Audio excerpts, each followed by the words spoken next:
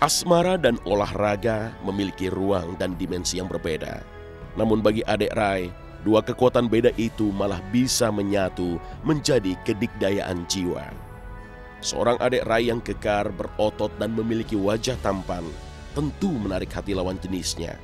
Tapi bukan pesona fisik seperti itu yang membuat adik Rai berada di ruang dimensi asmara. Baginya, asmara adalah kodrati bagi manusia yang memberi rasa ketertarikan antara pria dan wanita. Kodrat ini pula yang menyapa adik Rai dengan segala kelebihan dan kekurangannya.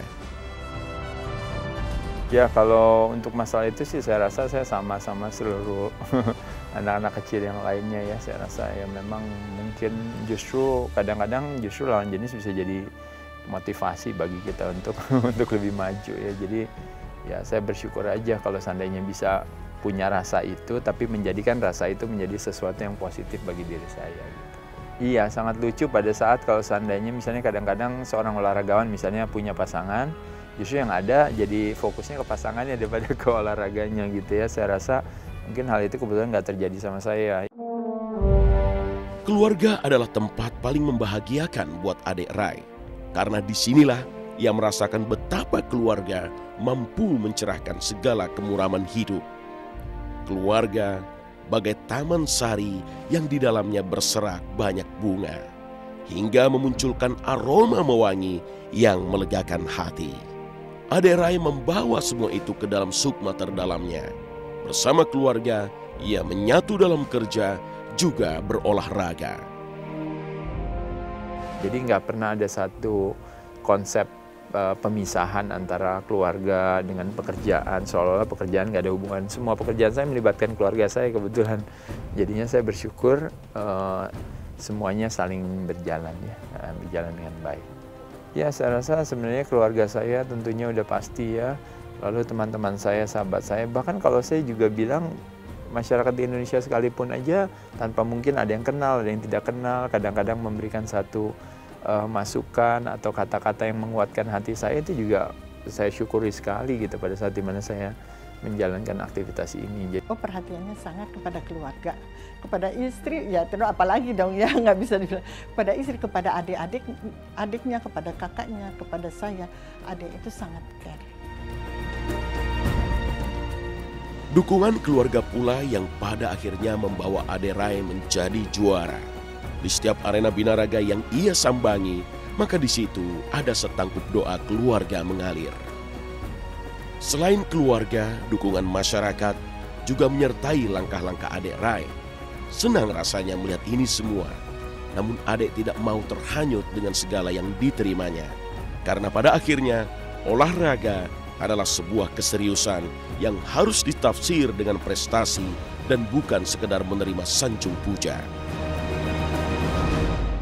Buat saya bersyukur dengan apa yang saya lakukan. Kebetulan memang kalau profesi sebagai seorang atlet mungkin sedikit menyenangkan karena tampaknya kayaknya semua orang mendukung apa yang kita lakukan gitu. Itu satu hal yang mesti kita syukuri, bahwa kita didukung oleh semua orang, oleh media bahkan juga didukung oleh pemerintah, didukung oleh bahkan atlet itu dianggap sebagai aset bangsa, aset nasional, seolah-olah, padahal kalau menurut saya sebenarnya geeran aja itu atlet.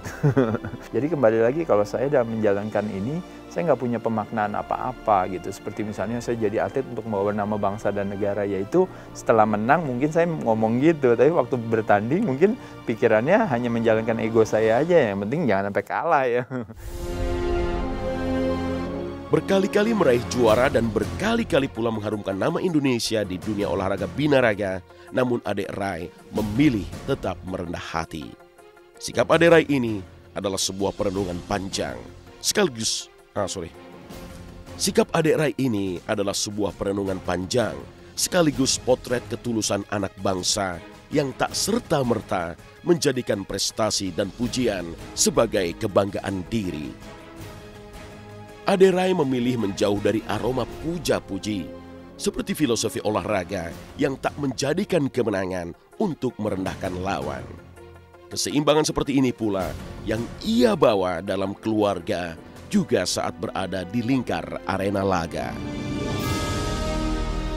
Kejuaraan-kejuaraan yang pernah saya raih mungkin kalau secara umum adalah saya bersyukur berhasil menjadi juara di tingkat mulai dari tingkat daerah, wilayah, nasional ya dari tahun 94 sampai tahun 2007 kalau di nasional. Kalau kejuaraan internasional saya ikuti cuma sampai tahun 2000. Saya berhasil menjadi juara Asia dari tahun 95 sampai 98 dan menjadi juara dunia di tahun 2000 gitu. 2 kali yaitu di Superbody di New York dan juga di California. Untuk bisa membawa nama bangsa dan negara sebenarnya siapa saja gitu.